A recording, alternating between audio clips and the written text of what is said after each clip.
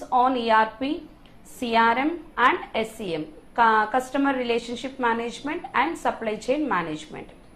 In last session, we know the importance of evaluation and selecting of ERP software system. Okay. So ERP software system ni select చేసుకోవడం అనేది ఎంత important అనేది మనం చూస్తున్నాము. ఎందుకు అంటే సెలెక్షన్ కనుక మనం ఫస్ట్ స్టెప్ లో కరెక్ట్ గా తీసుకోకపోతే, అంటే సాఫ్ట్వేర్స్ ని మనం కరెక్ట్ గా సెలెక్ట్ చేసుకోలేకపోతే మనకి ఆ ఈఆర్పి సిస్టమ్ అనేది 100% సక్సెస్ అయ్యేటటువంటి ఛాన్స్ అయితే లేదనమాట. ఓకే.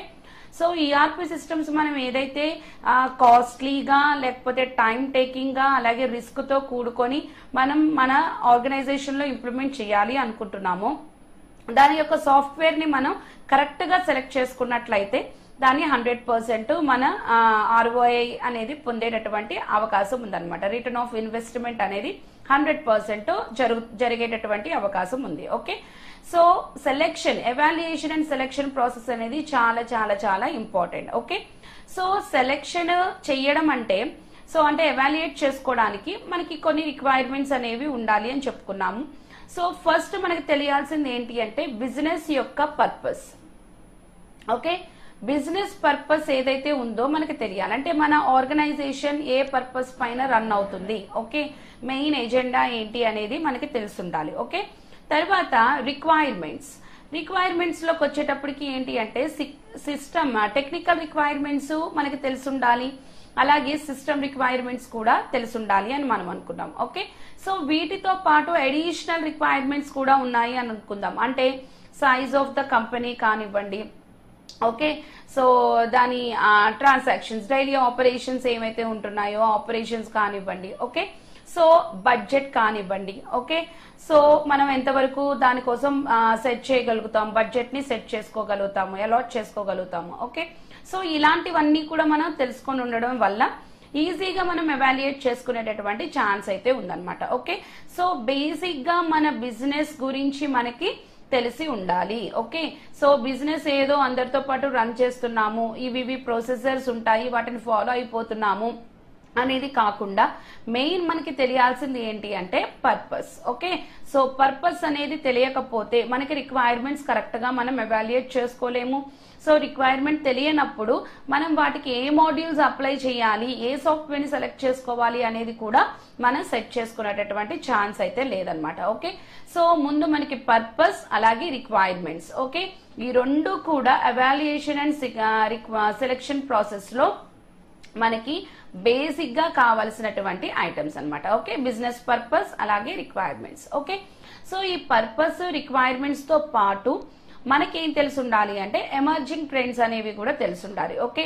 సో ఈఆర్పీని సక్సెస్ చేసుకోవడానికి మనం ఎంబెడ్ చేస్తున్నాం. ఈఆర్పీని ఎందుకు ఎంబెడ్ చేసుకుంటున్నాము? ఓకే, జస్ట్ కంప్యూటరైజ్ చేయడానికి, అంటే మనం ఏవైతే డైలీ ట్రాన్సాక్షన్స్ చేస్తున్నామో, ఓకే, ఆపరేషనల్ ట్రాన్సాక్షన్స్ ఏమైతే ఉన్నాయో వాటిని కంప్యూటర్ సైడ్ మార్చుకోవడానికి, కంప్యూటరైజ్ చేసుకోవడానికి మాత్రమే యూజ్ చేస్తున్నామా, లేకపోతే ఇంకా దాని వల్ల మనకి ఏమైనా బెనిఫిట్స్ ఉన్నాయా? ఓకే, అడిషనల్ బెనిఫిట్స్ అన్నమాట. ఇవన్నీ కూడా ఒక రకంగా చెప్పాలి అంటే మన ఆర్గనైజేషన్ ఏదైతే ఉందో ప్రెసెంట్ మనం ఉన్నటువంటి పొజిషన్ నుండి, ఓకే, హయ్యర్ పొజిషన్ కి రీచ్ అవ్వడానికి మనకు ఉపయోగపడేటటువంటి ట్రెండ్స్ అన్నమాట. ఓకే.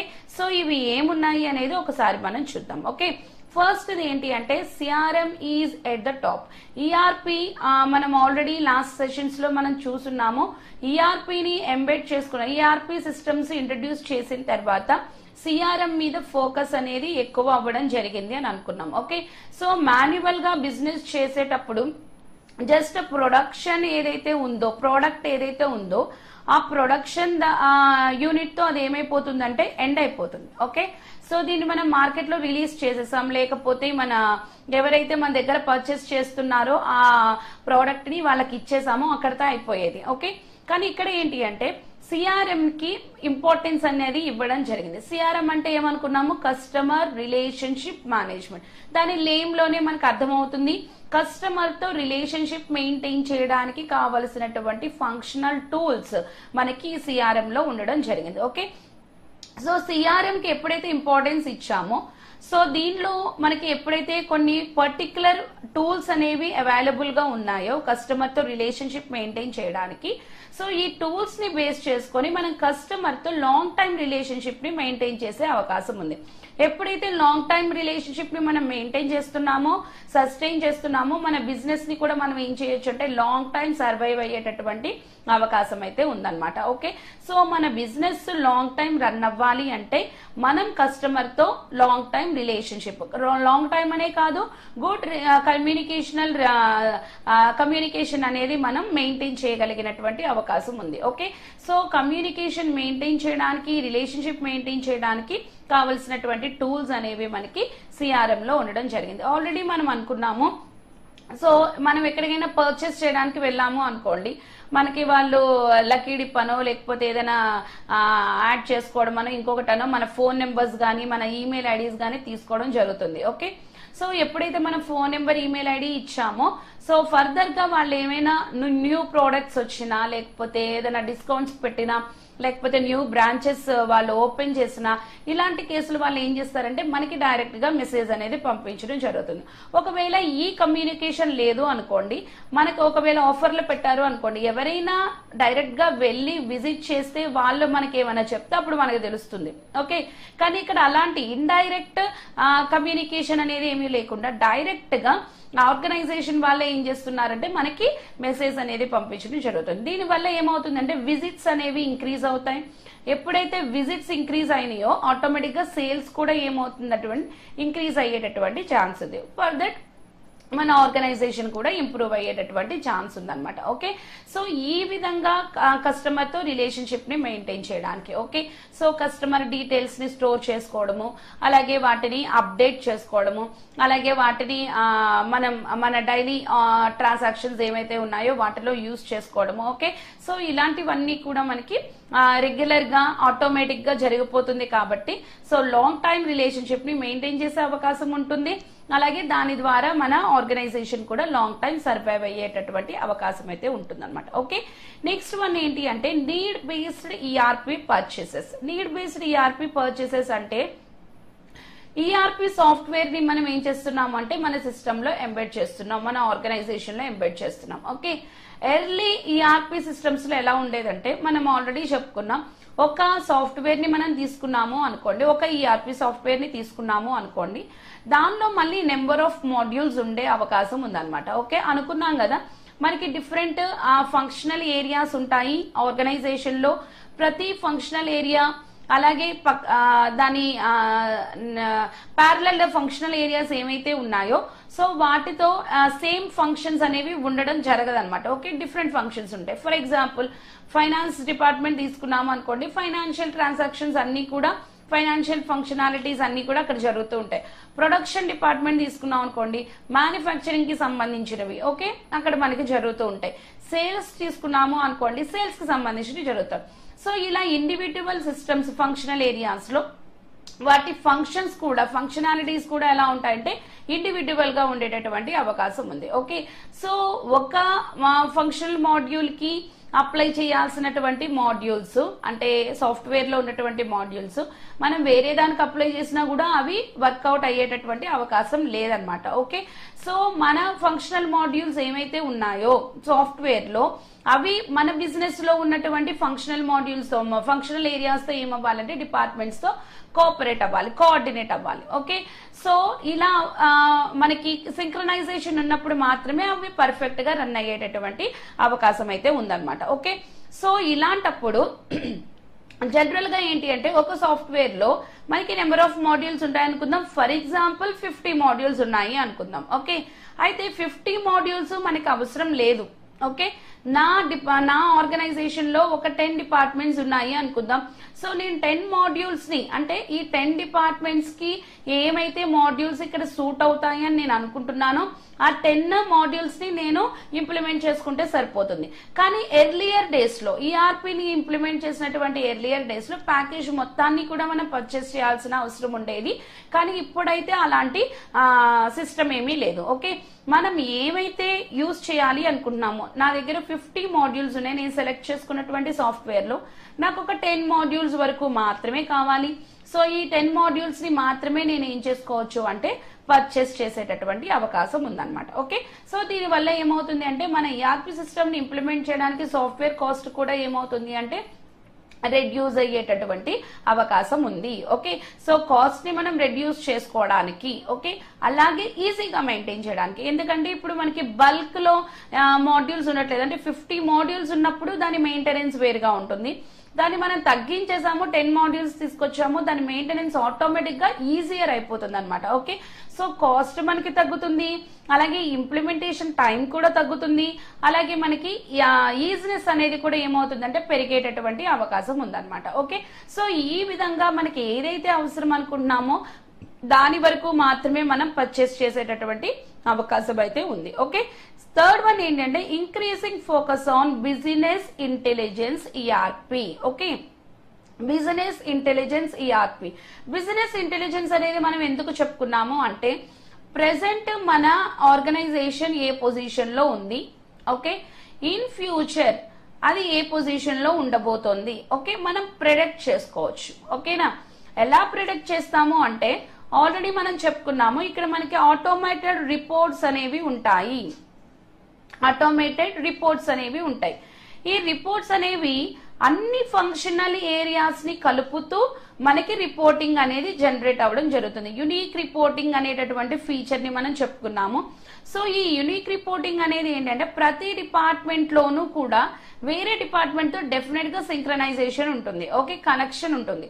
సో ఆ డిపార్ట్మెంట్స్ ఏమైతే కనెక్టెడ్ గా ఉన్నాయో వాటన్నిటి ఇన్ఫర్మేషన్ తో పాటు మనకి రిపోర్ట్ అనేది క్రియేట్ అవ్వడం జరుగుతుంది.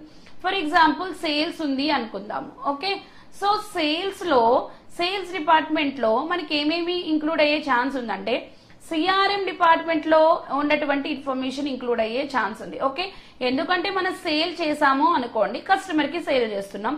సో కస్టమర్ డీటెయిల్స్ ఎక్కడ ఉంటున్నాయి, మనకి CRM లో ఉంటున్నాయి. సో CRM ని మనం ఏం చేస్తున్నాం అంటే సేల్స్ డిపార్ట్మెంట్ లో కోఆర్డినేట్ చేసుకుంటున్నాం. ఓకే, నెక్స్ట్ సేల్ చేసాము అంటే మనకి కొంత మనీ వస్తుంది కదా. సో కాబట్టి దీనికి ఏ డిపార్ట్మెంట్ తో కూడా లింక్ అనేది ఉంటుంది అంటే ఫైనాన్స్ డిపార్ట్మెంట్ తో కూడా లింక్ ఉంటుంది. ఓకే, ఇంకా నేను ఇక్కడ ఎగ్జాంపుల్ గా ఇది తీసుకున్నాను, ఒక చిన్న ఎగ్జాంపుల్ గా. ఇంకా మనకి వేరే డిపార్ట్మెంట్స్ తో ఇప్పుడు సేల్స్ ఉంది అనుకోండి, ముందు మనకి ప్రొడక్షన్ ఉంటేనే కదా. సో కాబట్టి ప్రొడక్షన్ డిపార్ట్మెంట్ తో కూడా దీనికి ఏముంటుంది అంటే రిలేషన్ ఉండొచ్చు.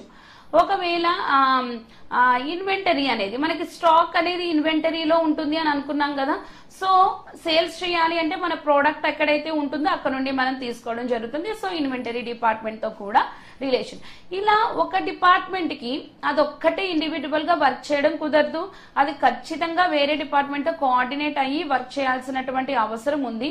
సో ఈ కోఆర్డినేట్ ఏ ఫంక్షనల్ మాడ్యూల్స్ అయితే కోఆర్డినేట్ అవుతుందో వాటి ఇన్ఫర్మేషన్ కూడా ఇందులో మనకి వచ్చేటటువంటి ఛాన్స్ ఉందన్నమాట. ఓకే, సో ఈ రిపోర్ట్స్ అనే వాటిలో ఒక్క పర్టికులర్ డిపార్ట్మెంట్ కి సంబంధించినటువంటి రిపోర్ట్ అయినప్పటికీ కూడా అందులో ఏ ఇన్ఫర్మేషన్ ఉంటుందంటే ఆ పర్టికులర్ డిపార్ట్మెంట్ ఏ డిపార్ట్మెంట్స్ తో అయితే కోఆర్డినేట్ అయి ఉందో, ఓకే, వాటి యొక్క ఇన్ఫర్మేషన్ కూడా ఇందులో ఉండేటటువంటి ఛాన్స్ ఉందన్నమాట. ఓకే, సో దీని వల్ల ఏమవుతుంది అంటే మనం ఈజీగా ప్రెడిక్ట్ చేసుకునేటటువంటి అవకాశం అయితే ఉంటుంది. ఓకే, సో ప్రెసెంట్ మనం ఏ సిచ్యువేషన్ లో ఉన్నాము, ఫ్యూచర్ లో ఏ సిచ్యువేషన్ కి మనం రీచ్ అవ్వగలం. ఓకే, ఒకవేళ అలా రీచ్ అవ్వకుండా అంటే బ్యాడ్ సిచ్యువేషన్స్ కనిపిస్తున్నాయి అనుకోండి, సో అలా కాదు, మనం వేరేలాగా చేసుకోవచ్చు. ఓకే, సో ఈ విధంగా మనం డిసిషన్స్ తీసుకోవడానికి మనకు కావాల్సింది ఏంటి అంటే బిజినెస్ ఇంటెలిజెన్స్. ఓకే, సో ఈ బిజినెస్ ఇంటెలిజెన్స్ అనేది మనం ఒక టెక్నాలజీగా చెప్తున్నాం. ERPలో స్టార్టింగ్ క్లాసెస్ లో మనం చెప్పుకున్నాము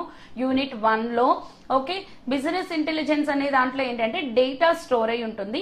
సో ఈ డేటాని బట్టి మనం ఏం చేస్తామంటే ప్రిడిక్ట్ చేస్తాం. ఓకే, ఫ్యూచర్ లో మనకి ఎలాంటి వాల్యూస్ ఉంటాయి, ఫ్యూచర్ లో ఎలా ఉంటుంది మన పొజిషన్, మన ఆర్గనైజేషన్ పొజిషన్ అనేది మనం ప్రిడిక్ట్ చేసుకోగలగడానికి ఈ బిజినెస్ ఇంటెలిజెన్స్ అనేది ఉపయోగపడుతుంది. ఓకే, సో ఈ బిజినెస్ ఇంటెలిజెన్స్ కి మనకి ERPలో మెయిన్ రోల్ అనేది ఉండడం వల్ల మనం ఈజీగా డెసిషన్స్ తీసుకునేటటువంటి ఛాన్స్ అయితే ఉందన్నమాట. ఓకే, ఇక్కడ మనకి కొన్ని బిజినెస్ ఇంటెలిజెన్స్ అనలిటికల్ టూల్స్ అనేవి కొన్ని ఉంటాయన్నమాట. సో ఈ అనలిటికల్ టూల్స్ ని బేస్ చేసుకొని మనం ఏం చేస్తాము అంటే డేటాని అనలైజ్ చేస్తాం. ఓకే, రిపోర్ట్స్ ని మనం బేస్ చేసుకొని మన డేటా ఏదైతే ఉంటుందో ఆ డేటాని మనం ఏం చేస్తామంటే అనలైజ్ చేయడం జరుగుతుంది. ఓకే, సో ఈ అనలైజ్ చేసుకోవడానికి డేటాని ఆర్గనైజేషన్ ని మనం అనలైజ్ చేసుకోవడానికి మనకి టూల్స్ అనేవి ఉపయోగపడతాయి అన్నమాట. ఓకే, సో ఈ విధంగా కూడా మనం ఏం చేయొచ్చు అంటే ఈజీగా మన ఆర్గనైజేషన్ ని ఇంప్రూవ్ చేసుకునేటటువంటి ఛాన్స్ అయితే ఉంది. ఓకే, నెక్స్ట్ వన్ ఏంటంటే increase need for specialised ERP services. Okay, specialised ERP services ని కూడా ప్రొవైడ్ చేసేటటువంటి అవకాశం ఉంది. అంటే ఏమి లేదు, ఆల్రెడీ మనం చెప్పుకున్నాము, ఇక్కడ మనకి సిఆర్ఎం ఒక స్పెషలైజ్డ్ సర్వీస్ గా చెప్పుకోవచ్చు.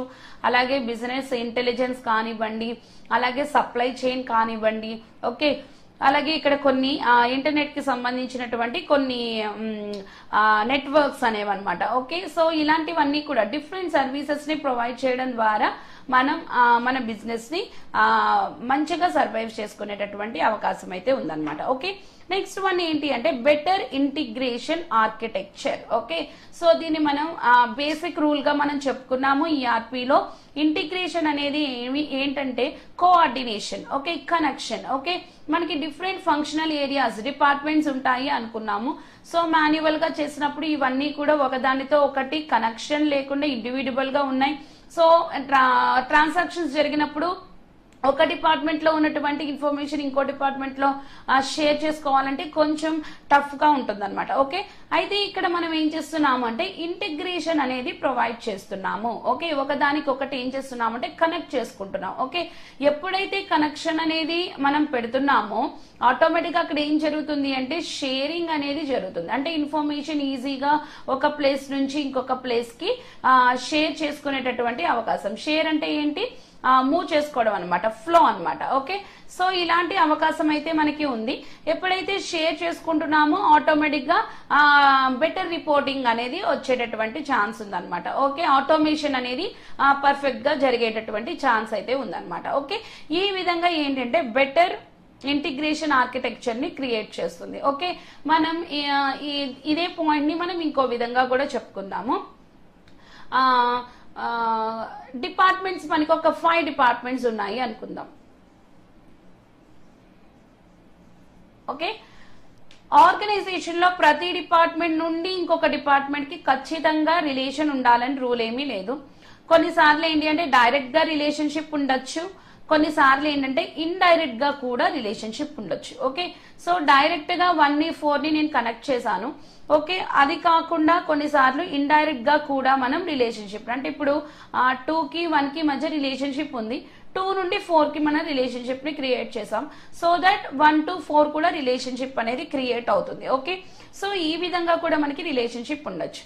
కొన్నిసార్లు అసలు రిలేషన్షిప్ లేకపోవచ్చు అనమాట. ఓకే, కొన్నిసార్లు రిలేషన్షిప్ అసలు లేకపోయే ఛాన్స్ కూడా ఉంది. ఫర్ ఎగ్జాంపుల్ ఇలా ఉంది అనుకోండి, 1 to 5 ఇక్కడ మనం రిలేషన్షిప్ ని క్రియేట్ చేయలేదు. ఓకే, సో ఈ ఇంటిగ్రేషన్ అనేది ఎలా ఉండాలి అంటే ఏ డిపార్ట్మెంట్స్ మధ్య అయితే కోఆర్డినేషన్ మనం కావాలి అనుకుంటున్నామో ఆ డిపార్ట్మెంట్ మధ్య మాత్రమే ఉండాలి. అంటే డేటా ఫ్లో అనేది ఎక్కడైతే జరుగుతుందో, ఓకే, ఏ డిపార్ట్మెంట్స్ మధ్య అయితే జరుగుతుందో వాటికి మాత్రమే కనెక్షన్ ఉండాలి. ఓకే, అన్నెసరీగా మనం ఇంటిగ్రేషన్ క్రియేట్ చేసినా కూడా డేటా పర్ఫెక్ట్ గా ఫ్లో అయ్యేటటువంటి అవకాశం అయితే ఉండదన్నమాట. ఓకే, సో దీన్ని మనం బెటర్ ఆర్కిటెక్చర్ గా ఇంటిగ్రేషన్ ఆర్కిటెక్చర్ గా చెప్పుకోవచ్చు. ఓకే, సో ఉన్న డిపార్ట్మెంట్స్ అన్ని కూడా కంపల్సరీ ఒకదానికొకటి ఇంటిగ్రేట్ అవ్వాల్సిన రూల్ ఏమీ లేదు.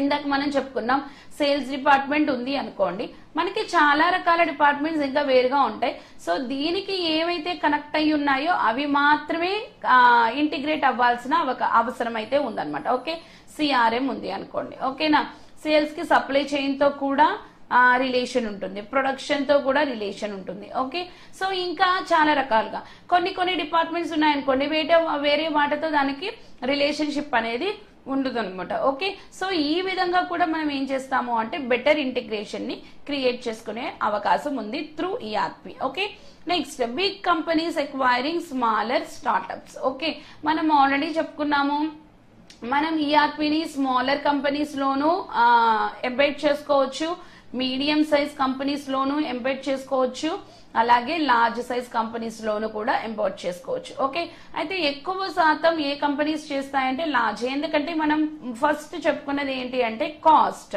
ఓకే, కాస్ట్ అనేది చాలా హైగా ఉంటుంది, టూ మచ్ ఆఫ్ కాస్ట్ ఉంటుంది. ఓకే, సో దాన్ని బేర్ చేయడం అనేది కష్టం. ప్లస్ ఇంకొకటి ఏంటంటే టైం కన్జ్యూమింగ్. ఇంప్లిమెంటేషన్ లో ఏం జరుగుతుంది అంటే మనం అనుకున్నాం కదా, ఒక కంప్లీట్ ఈఆర్పి సిస్టమ్ ని కన్స్ట్రక్ట్ చేయాలంటే మినిమం 2 to 3 years టైం అయినా పడుతుంది అనమాట. ఓకే, అయితే స్మాలర్ కంపెనీస్ కి 2 to 3 years అనేది చాలా చాలా లాంగ్ పీరియడ్. కాబట్టి స్మాలర్ కంపెనీస్ వాటిని ఎంబెడ్ చేసుకోవడానికి, ఈఆర్పిని ఎంబెడ్ చేసుకోవడానికి ముందుకు రావు. ఓకే, సో జనరల్ గా ఏం జరుగుతుంది అంటే మనం చాలాసార్లు చూస్తూ ఉంటాము, పెద్ద పెద్ద కంపెనీస్ అన్ని కూడా చిన్న కంపెనీస్ ఏం చేస్తాయంటే మెర్జ్ చేసేసుకుంటూ ఉంటాయి. సో వాటిలో ఏమవుతుంది అంటే డిఫరెంట్. ఫర్ ఎగ్జాంపుల్ మనకి ఇంకా ఈజీగా అర్థం అవ్వాలి అంటే మనం ఇప్పుడు మొబైల్స్ బాగా యూజ్ చేస్తున్నాం కాబట్టి మనకి వాట్సాప్ కానివ్వండి, లేకపోతే యూట్యూబ్ కానీ ఇలాంటివన్నీ ఉంది.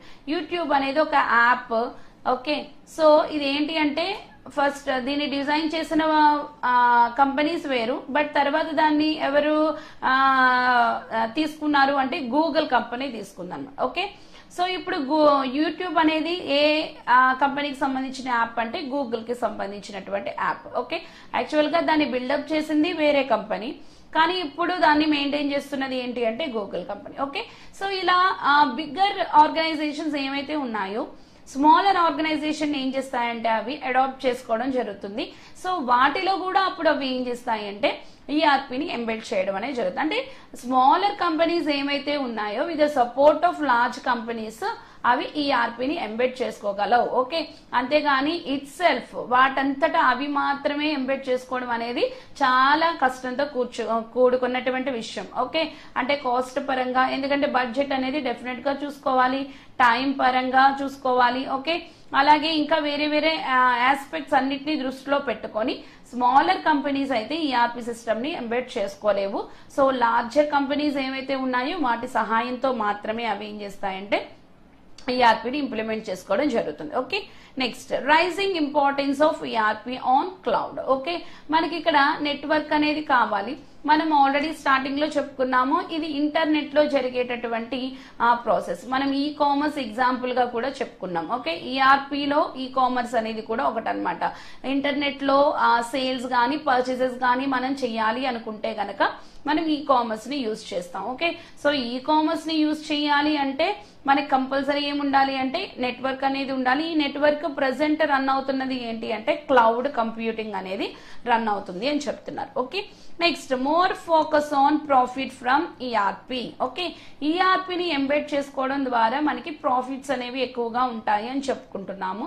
ఎలా ఎక్కువగా ఉంటాయి అంటే ఇక్కడ ఆపరేషనల్ కాస్ట్ అనేది ఏమవుతుంది అంటే తగ్గిపోయేటటువంటి ఛాన్స్ అయితే ఉంది. ఓకే, ఎందుకు అంటే మాన్యువల్ గా మనం గంటకు ఒక 10 ట్రాన్సాక్షన్స్ లేకపోతే ప్రొడక్షన్ చేస్తున్నాము అనుకోండి, 10 ప్రోడక్ట్స్ ని మ్యానుఫ్యాక్చర్ చేస్తున్నాం. ఇప్పుడు మనం అంతా కూడా ఏం చేస్తున్నామంటే కంప్యూటరైజ్ చేస్తున్నాం. ఇప్పుడు ప్రొడక్షన్ యొక్క రేట్ ఏమవుతుందంటే ఆటోమేటిక్ గా ఇంక్రీజ్ అవుతుంది. సో ఇప్పుడు నేను 25 చేస్తున్నాను అనుకోండి, 1 hour కి మాన్యువల్ గా 10 చేసేవాళ్ళు ఇప్పుడు 1 hour కి ఏం చేస్తున్నారంటే 25. ఓకే, మనకి ఇంక్రిమెంట్ ఎంత కనిపిస్తుంది అంటే 15 కనిపిస్తుంది. సో ఈ ఒకవేళ ఇది ఒక 24 hours జరుగుతుంది అనుకుందాం. సో 24 into 15 మనకి ఆ ప్రొడక్షన్ అనేది చేంజ్. ఓకే, ట్రెమెండస్ చేంజ్ అనేది ఇక్కడ మనకి కనిపిస్తుంది. సో ఈ చేంజ్ వల్ల ఏమవుతుంది అంటే ఆపరేషనల్ కాస్ట్ తగ్గుతుంది. ఓకే, సో గంటలో 10 చేస్తున్నాం, ఇప్పుడు 25 చేస్తున్నాము అనుకోండి, ఆ కాస్ట్ ఏదైతే ఉందో, ఆ ప్రొడక్షన్ కాస్ట్ ఏమైతే ఉందో తగ్గేటటువంటి అవకాశం ఉందన్నమాట. ఓకే, సో దీని వల్ల మనకి ప్రాఫిట్స్ అనేవి ఏమవుతాయంటే ఎక్కువగా వచ్చేటటువంటి ఇంక్రీజ్ అయ్యేటటువంటి అవకాశం అయితే ఉంది. Okay, next one mobile ERP. So ఇప్పుడు వస్తున్న ఈఆర్పి సిస్టమ్స్ ఏంటి అంటే మొబైల్ ఫోన్స్ లో కూడా రన్ అయ్యే విధంగా మనకి ఉండడం జరిగింది. మనం చాలాసార్లు చూస్తూనే ఉంటాము, మనకి అమెజాన్ సైట్ ఉంటుంది, amazon.com లేకపోతే .in గానీ ఇట్లా మనం యూజ్ చేస్తాం. ఓకే, అలాగే మనకి అమెజాన్ యాప్స్ కూడా ఉంటాయి. ఓకే, సో ఈ యాప్స్ పర్టికులర్ గా ఎందుకు అంటే మనం మొబైల్స్ లో రన్ అవ్వడానికి అనమాట. ఓకే, సో ఈ విధంగా చేసిన ఒకటే బిజినెస్. ఈ విధంగా చేసిన ఒకటే, కాకపోతే ఇక్కడ రీచ్ అనేది ఎక్కువగా ఉండేటటువంటి ఛాన్స్ అనేది ఉంది. అంటే యూజర్స్ ని అట్రాక్ట్ చేయడానికి మొబైల్ ఈఆర్పి అనేది కూడా ఏమైంది అంటే ఇప్పుడు వస్తున్న ట్రెండ్ అన్నమాట. ఓకే, వస్తున్నా కదా, ఆల్రెడీ రన్ అవుతుంది. సో ఇందులోనే ఇంకా న్యూ టెక్నాలజీస్ ఇలా ఇంట్రడ్యూస్ చేయడం జరుగుతుంది. Okay, next emergence of tired ERP system. Okay, tired ERP system అంటే ఏంటంటే ఒక ఆర్గనైజేషన్ మనం తీసుకుంటే జనరల్ గా మనం అక్కడ ఎలా చెప్పుకుంటాం అంటే టాప్ లెవెల్ మేనేజ్మెంట్, అలాగే మిడిల్ లెవెల్ మేనేజ్మెంట్, అలాగే లో లెవెల్ మేనేజ్మెంట్ గా మనం చెప్పుకుంటాం. ఓకే, సి సెక్షన్ ఎంప్లాయీస్ అందరూ కూడా ఇక్కడ ఉండడం జరుగుతుంది. ఇక్కడికి వచ్చేటప్పటికి మేనేజర్స్, సూపర్వైజర్స్ ఎవరైతే మనం అనుకుంటున్నామో సో వాళ్ళు ఉంటారు. టాప్ లెవెల్లోకి వచ్చేటప్పటికి ఏంటంటే ఎండి, మేనేజింగ్ డైరెక్టర్స్, అలాగే సిఇఓస్, ఓకే, ఇంకా అలా ఉంటారు కదా, వీళ్ళందరూ కూడా టాప్ లెవెల్ మేనేజ్మెంట్ లో ఉండేటటువంటి ఛాన్స్ ఉంది. ఓకే, సో వన్ టైర్ అంటే ఏంటి అంటే ఈ ఆర్గనైజేషన్ లో ఇది ఏదైతే ఉందో ఈ మొత్తానికి ఒకటే ఈఆర్పి డేటాబేస్ అలాగే అప్లికేషన్ అనేది ఉంటుంది అనమాట. ఓకే, అంటే ఇక్కడ మనం యాక్చువల్ గా రిస్ట్రిక్షన్స్ పెట్టుకుంటాం కానీ డేటా అనేది అందరికీ అవైలబుల్ గా ఉండేటటువంటి ఛాన్స్ అయితే ఉంది. ఓకే, సో అంటే కొన్ని రిస్ట్రిక్షన్స్ మనం పెట్టుకోవడం వల్ల ఆ డేటాని మనం యాక్సెస్ చేయలేం. బట్ డేటా అయితే దాన్ని అంటే ఒక రకంగా చెప్పాలి అంటే సెక్యూరిటీని పక్కన పెడితే మామూలుగా బేసిక్ గా వితౌట్ రిస్ట్రిక్షన్స్ మనకి అందరికీ ఒకటే డేటాబేస్ ఉంటుంది, ఒకటే అప్లికేషన్ ఉంటుంది డేటాని యాక్సెస్ చేయడానికి. ఓకే, సో 2 టైర్ వల్ల 3 టైర్ వల్ల అంటే టైర్స్ మనకి 1, 2, 3 ఉంటాయి. ఓకే, సో 2 టైర్ వల్ల 3 టైర్ వల్ల మనకి డిఫరెన్స్ ఏంటి అంటే ఈ టాప్ లెవెల్ కి సంబంధించిందంతా కూడా ఒక డేటాబేస్, ఒక అప్లికేషన్ లో, అలాగే మిడిల్ లెవెల్ అలాగే లో లెవెల్ ఏదైతే ఉంటుందో వాటికి సంబంధించి ఒక లేయర్ ని మనం టైర్ ని క్రియేట్ చేయడం జరుగుతుంది. సో దీనికి మధ్య సింక్రనైజేషన్ ఉంటుంది. అయితే ఈ డేటాబేస్ లోంచి ఈ డేటాబేస్ డీటెయిల్స్ ని డేటాబేస్ లో చేసుకోవచ్చు కానీ దీన్ని యాక్సెస్ చేయడం అనేది కుదరదు అనమాట. ఓకే, సో టాప్ లెవెల్ వాళ్ళు లో లెవెల్ మిడిల్ లెవెల్ వాళ్ళ డేటాని యాక్సెస్ చేస్తారు కానీ టాప్ లెవెల్ డేటాని ఈ లో లెవెల్ మిడిల్ లెవెల్ వాళ్ళు యాక్సెస్ చేయడానికి కుదరదు. ఓకే, సో ఈ విధంగా సపరేట్ చేసేస్తుంది అనమాట. ఓకే, దీంట్లో 3 టైర్స్ ఉంటాయి అంటే 3 లేయర్స్ గా క్రియేట్ చేయడము లేకపోతే 2 లేయర్స్ గా క్రియేట్ చేయడం అనేది జరుగుతూ ఉంటుంది. ఓకే, ఇవి ఎమర్జింగ్ ట్రెండ్స్. ఓకే, ఇవి కూడా ఒక రకంగా చెప్పాలి అంటే ప్రజెంట్ ఈఆర్పి వల్ల ఉన్నటువంటి బెనిఫిట్స్ అలాగే ఫ్యూచర్ బెనిఫిట్స్ ని కూడా ఇక్కడ మనకి చూపించడం జరుగుతుంది. సో మన రిక్వైర్మెంట్స్ కి తగినట్టుగా మనం ఏం చేస్తాము అంటే ఈఆర్పి సాఫ్ట్వేర్ ని సెలెక్ట్ చేసుకుంటాము. ఓకే, సో సెలెక్ట్ చేసిన తర్వాత దీని నుండి మనం ఏమైతే ప్రాఫిట్స్ ఎక్స్పెక్ట్ చేస్తున్నామో ఆ ప్రాఫిట్స్ తో పాటు మనకి ఇక్కడ ఇచ్చినటువంటి ఇవన్నీ కూడా ఒక రకంగా ప్రాఫిట్స్ గా మనం గెయిన్ గా చెప్పుకోవచ్చు. ఓకే, ఫస్ట్ ఏంటి అంటే CRM is at the top, తర్వాత ఈఆర్పి పర్చేసెస్ అనేవి మన అవసరానికి తగినట్టుగా మనం చేసుకుంటాం. తర్వాత బిజినెస్ ఇంటెలిజెన్స్ అనేది బాగా హైలైట్ అయ్యే ఛాన్స్ ఉంది. అసలు స్పెషలైజ్డ్ సర్వీసెస్ ని ఈఆర్పి ప్రొవైడ్ చేస్తుంది. అలాగే ఇంటిగ్రేషన్ ఆర్కిటెక్చర్ అనేది బెటర్ గా ఉంటుంది. అలాగే bigger companies acquire smaller companies, అలాగే క్లౌడ్ నెట్వర్క్ సిస్టమ్ లో ఫోకస్ అనేది ఎక్కువగా ఉంది. అలాగే ప్రాఫిట్స్ అనేవి ఈఆర్పిని ఎంబెడ్ చేసుకోవడం వల్ల ఇంక్రీజ్ అయ్యేటటువంటి ఛాన్స్ ఉంది. అలాగే మొబైల్ ఈఆర్పి అనేవి కూడా ఇప్పుడు వస్తున్నటువంటి ట్రెండ్ అన్నమాట. అలాగే టైర్ సిస్టమ్ ని కూడా ఈఆర్పి సపోర్ట్ చేస్తుంది. ఓకే, సో ఇవి కూడా మనకి తెలుసున్నట్లయితే సో వీటి నుండి మనం ఎక్కువ ఫంక్షనాలిటీస్ ని యాక్సెస్ చేసుకునే అవకాశం ఉంది. సో దట్ మనకి ఎక్కువ ప్రాఫిట్స్ అనేవి వచ్చే అవకాశం ఉంది. అలాగే మన ఆర్గనైజేషన్ లాంగ్ టైం మార్కెట్ లో సర్వైవ్ అయ్యేటటువంటి అవకాశం అయితే ఉందన్నమాట. ఓకే, నెక్స్ట్ టాపిక్ వచ్చేటప్పటికి ఎక్స్టెండెడ్ ఈఆర్పి. ఓకే, దాని నేమ్ లోనే తెలుస్తుంది. ఈఆర్పి బేసిక్ గా ఏదైతే ఉందో దాన్ని మనం కొంచెం ఎక్స్టెండ్ చేస్తున్నాం. ఓకే, ఆల్రెడీ మనం ఇక్కడ చెప్పేసుకున్నాము ఇంకా ఎలా దాన్ని మనం ఎక్స్టెండ్ చేయొచ్చు అని. Business intelligence, specialised services, better architecture, okay, so cloud system, తర్వాత మొబైల్ ఈఆర్పి, ఇవన్నీ కూడా మనకి అడ్వాన్స్డ్ అనమాట. ఓకే, ఈఆర్పిలో అడ్వాన్స్డ్. ఇక్కడ మనం ఒక పిక్చర్ ని చూస్తున్నాము. ఈ పిక్చర్ లో మనకి కోర్ ఈఆర్పి కాంపోనెంట్స్ కనిపిస్తున్నాయి. అలాగే ఎక్స్టెండెడ్ ఈఆర్పి కాంపోనెంట్స్ కూడా మనకి కనిపిస్తున్నాయి చూడండి. ఓకే, కోర్ లోకి వచ్చేటప్పటికి ఏంటి అంటే ఇక్కడ మనకి కొన్ని మాత్రమే మెన్షన్ చేశారు కోర్ లో ఇవి మాత్రమే కాకుండా ఇక్కడ ఒక 3 మనకు కనిపిస్తున్నాయి. ఈ 3 మాత్రమే కాకుండా ఇంకా వేరే డిపార్ట్మెంట్స్ కూడా ఉంటాయి. ఓకే, సో బేసిక్ గా ఏముంటాయి అనేది మెయిన్ గా ఆ మూడు ఇక్కడ మెన్షన్ చేయడం జరుగుతుంది. వాటితో పాటు ఎక్స్టెండెడ్ లో ఏముంటాయి అనేది ఇక్కడ మనకి ఇవ్వడం జరిగింది అనమాట. ఓకే, సో ఫస్ట్ చెప్పుకుంటున్నది ఏంటి అంటే అకౌంటింగ్ అండ్ ఫైనాన్స్. ఓకే, ఇది ప్రతి ఆర్గనైజేషన్ కి కావాల్సింది. సో అకౌంటింగ్ కి సంబంధించిన లెడ్జర్స్ కానివ్వండి, అలాగే బ్యాలెన్స్ షీట్లు, ఇంకా చాలా చాలా ఉంటాయి కదా అకౌంట్ కి సంబంధించినవి ఇవన్నీ కూడా.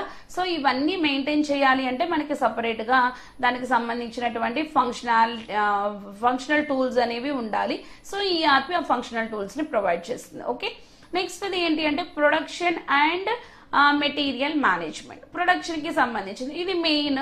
ఇది ఈఆర్పి గానీ ఎక్స్టెండెడ్ గానీ ఏదైనా గానీ మనం ఒక ప్రోడక్ట్ ని ప్రొడక్షన్ చేస్తున్నాము, దాన్ని సేల్ చేస్తున్నాము. అది మన ఏ బిజినెస్ అయినా అంతే, ప్రోడక్ట్ కానివ్వండి, సర్వీస్ కానివ్వండి, మనం కస్టమర్ కి ఏం చేస్తున్నామంటే ప్రొవైడ్ చేస్తున్నాము, దాని ద్వారా మనం ఇన్కమ్ అనేది పొందుతున్నాం అనమాట. ఓకే, సో ప్రొడక్షన్ అనేది కంపల్సరీ. సో అది కోర్ ప్రొడక్ట్స్ లోనే ఉన్నది. తర్వాత ఏంటి అంటే హ్యూమన్ రిసోర్స్, సో ఎంప్లాయీస్ అనమాట. ఓకే, హ్యూమన్ రిసోర్స్ లో మనం ఎక్కువ ఎవరి గురించి మాట్లాడుకుంటున్నాం అంటే ఎంప్లాయీస్ గురించి మాట్లాడుకుంటున్నాం. సో ఈ ఎంప్లాయీస్ అనే వాళ్ళకి సంబంధించినట్టు అంటే employee details mention, basic information, okay, name, address, designations ఇలాంటివన్నీ కూడా. తర్వాత వాళ్ళ సాలరీస్, తర్వాత వాళ్ళ టైమింగ్స్, వాళ్ళ performance, okay, skills. Okay, so ఇలాంటివన్నీ కూడా అందులో మనకి వచ్చేస్తాయి. ఓకే, ఇవి బేసిక్ గా ఉన్నటువంటి మనకి ఇక్కడ చూపించిన ఒక 3 కాంపోనెంట్స్ వరకు ఇక్కడ మనకి చూపించారు. ఓకే, ఎక్స్టెండెడ్ లోకి వచ్చేటప్పటికి ఓకే, ఎక్స్టెండెడ్ లో ఇవి ఉండవని కాదు, వీటితో పాటు okay, so accounting, production, human resource తో పాటు ఇంకా మనకి అడిషనల్ గా ఏమైతే ఉన్నాయో అవి కూడా ఒకసారి చూద్దాం. ఓకే, ఆల్రెడీ మనం చెప్పుకున్నాము బిజినెస్ ఇంటెలిజెన్స్ అనేటటువంటి మాడ్యూల్. ఓకే, బిజినెస్ ఇంటెలిజెన్స్ అనే మాడ్యూల్ మనకి ఎందుకు ఉపయోగపడుతుంది అంటే డెసిషన్స్ ని తీసుకోవడానికి ఉపయోగపడుతుంది అని మనం చెప్పుకున్నాం. ఓకే, డెసిషన్స్ తీసుకోవడానికి అంటే అర్థం ఏంటి అంటే మనం ప్రెసెంట్ ఏ సిచ్యువేషన్ లో ఉన్నాం, ఫ్యూచర్ లో ఏ సిచ్యువేషన్స్. ఓకే, ఈ బిజినెస్ ఇంటెలిజెన్స్ అనేది ఏ టూల్స్ ని ప్రొవైడ్ చేస్తుంది అంటే డిఎస్ఎస్ టూల్స్ ని ప్రొవైడ్ చేయడం జరుగుతుంది. Okay, decision support systems. Okay, decision support systems. Okay, decision తీసుకోవడం అనమాట. ఓకే, ఎలాంటి డెసిషన్స్ తీసుకుంటాము, దేని బేస్ చేసుకొని తీసుకుంటాము అంటే ఆపరేషనల్ డేటా మన ఆర్గనైజేషన్ లో ఏదైతే ఉంటుందో దాన్ని బేస్ చేసుకొని మనం ఏం చేస్తాము అంటే డెసిషన్స్ ని తీసుకునే అవకాశం ఉంది. ఈ ఆపరేషనల్ డేటాకు సంబంధించినటువంటి రిపోర్టింగ్స్ అనేవి ముందు మనకి క్రియేట్ అవుతాయి. ఆ రిపోర్ట్స్ ని బేస్ చేసుకొని మనం డెసిషన్ తీసుకుంటాము. సో ఇలా డెసిషన్ తీసుకోవడానికి మనకు కావాల్సింది ఏంటి అంటే డిఎస్ఎస్ టూల్స్ అనేవి కావాలన్నమాట. ఓకే, లేకపోతే అనలిటికల్ టూల్స్ అని అంటున్నాం కదా, అనలిటికల్ టూల్స్ అనేవి కూడా మనకి కావాలి. సో ఈ టూల్స్ ని బేస్ చేసుకొని మనం ఏం చేస్తాము అంటే ఎనలైజ్ చేసి మన ఆర్గనైజేషన్ ని దానికి సంబంధించినటువంటి డెసిషన్ తీసుకునేటటువంటి అవకాశం ఉంది. ఓకే, ఇది బిజినెస్ ఇంటెలిజెన్స్. రెండవది ఏంటి అంటే customer relationship management. Customer relationship management.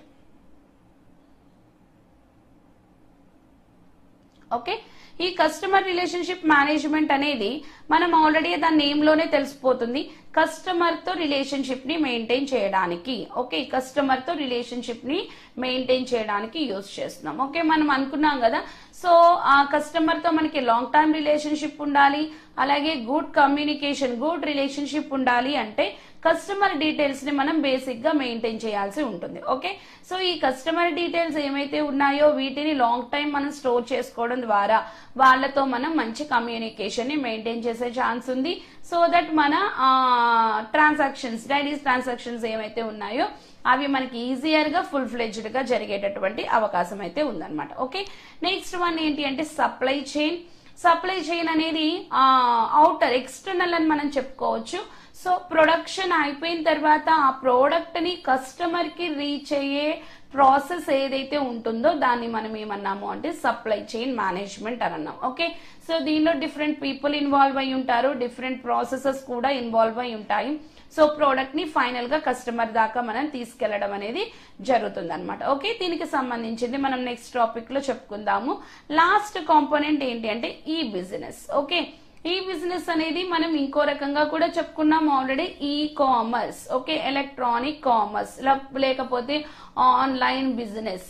Okay, లేకపోతే ఆన్లైన్ కామర్స్ అని కూడా మనం అనొచ్చు. ఓకే, ఈ ఎలక్ట్రానిక్ కామర్స్ అనేది ఏంటి అంటే ఇంటర్నెట్ లో సేల్స్ అలాగే పర్చేసెస్ అలాగే చేయడానికి, అలాగే కస్టమర్ కి మన సర్వీస్ ని ప్రొవైడ్ చేయడానికి మనం దీన్ని యూజ్ చేయడం జరుగుతుంది. ఓకే, సో ఈ విధంగా ఈ 4 టూల్స్ అనేవి ఎక్స్టెండెడ్ ఈఆర్పి లో ఉన్నటువంటి 4 కాంపోనెంట్స్ అనేవి ఎక్స్టెండెడ్ ఈఆర్పి లో ఉన్నటువంటి components along with core components. Okay, so accounting final గా ఏంటి అంటే మనకి అకౌంటింగ్ అండ్ ఫైనాన్స్ డిపార్ట్మెంట్ ఉంటుంది, ప్రొడక్షన్ డిపార్ట్మెంట్, అలాగే హ్యూమన్ రిసోర్స్ డిపార్ట్మెంట్, అలాగే బిజినెస్ ఇంటెలిజెన్స్, తర్వాత CRM customer relationship management, SCM supply chain management, అలాగే ఈ business are e commerce. Okay, so ఇవన్నీ కూడా మనకి ఎక్స్టెండెడ్ ఈఆర్పి లో ఉన్నటువంటి టూల్స్ అన్నమాట. ఓకే, మాడ్యూల్స్ అన్నమాట. ఓకేనా, ఇది extended ERP. Okay,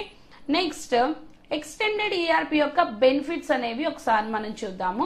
so general గా మనకి ఈఆర్పీలో ఏవైతే బెనిఫిట్స్ ఉన్నాయో అవి ఇక్కడ కూడా మనకి కనిపిస్తాయి. సో ఎమర్జింగ్ ట్రెండ్స్ లో చెప్పుకున్నది ఇక్కడ కూడా మనకి కనిపిస్తుంది, ఎందుకంటే దాన్ని మనం ప్రెసెంట్ ట్రెండ్ గా చెప్పుకుంటున్నాము. సో ఎక్స్టెన్షన్ గా చెప్పుకోవచ్చు, కోర్ ఈఆర్పి ఏదైతే ఉందో దాన్ని మనం ఎక్స్టెన్షన్ గా చెప్పుకోవచ్చు. ఓకే, సరే, మొదటి బెనిఫిట్ ఏంటి అంటే ఇంటిగ్రేట్ ఫైనాన్షియల్ ఇన్ఫర్మేషన్. ఆల్రెడీ మనం చెప్పుకున్నాం, it integrates every information. Okay, organisation లో ఉన్న ప్రతి ఇన్ఫర్మేషన్ ని కూడా అది ఏం చేస్తుంది అంటే ఇంటిగ్రేట్ చేసేటటువంటి ఛాన్స్ అయితే ఉంది. సో ఇక్కడ పర్టికులర్ గా ఏం చెప్తున్నారంటే ఫైనాన్షియల్ ఇన్ఫర్మేషన్ అది ఏం చేస్తుంది అంటే ఇంటిగ్రేట్ చేస్తుంది. ఓకే, ఫైనాన్షియల్ ఇన్ఫర్మేషన్ ఇంటిగ్రేట్ చేయడం ఏముంది, అది ఫైనాన్షియల్ డిపార్ట్మెంట్ లోనే ఉంటుంది కదా అని అనుకోవడానికి వీల్లేదు. సో ఫైనాన్స్ కి సంబంధించినటువంటి ట్రాన్సాక్షన్స్ మనకి ఏ డిపార్ట్మెంట్ లో అయినా జనరేట్ అయ్యే అవకాశం ఉంది. ఫర్ ఎగ్జాంపుల్ పర్చేస్ తీసుకుందాం. ఓకే, పర్చేస్ అంటే ప్రోడక్ట్ అంటే రిసోర్సెస్ ఏమైతే ఉన్నాయో ఆ రిసోర్సెస్ ని మనం ఏం చేస్తున్నామంటే బయట నుండి పర్చేస్ చేసుకోవడం జరుగుతుంది. ఓకే, అంటే మనం అనుకున్నాం ఆల్రెడీ ఇంటర్నల్ రిసోర్సెస్ ఉంటాయి, ఎక్స్టర్నల్ రిసోర్సెస్ ఉంటాయి. సో వాటి నుండి మనం ఏం చేస్తున్నాము అంటే రా మెటీరియల్ తీసుకోవడం జరుగుతుంది అనమాట. సో వీటిని పర్చేస్ చేసేటప్పుడు అక్కడ మనకి ఏం కనిపిస్తాయి, ఫైనాన్షియల్ ట్రాన్సాక్షన్స్ కనిపిస్తాయి. సేల్స్ డిపార్ట్మెంట్ తీసుకున్నాం అనుకోండి, అక్కడ కూడా మనకి ఫైనాన్షియల్ ట్రాన్సాక్షన్ కనిపిస్తుంది.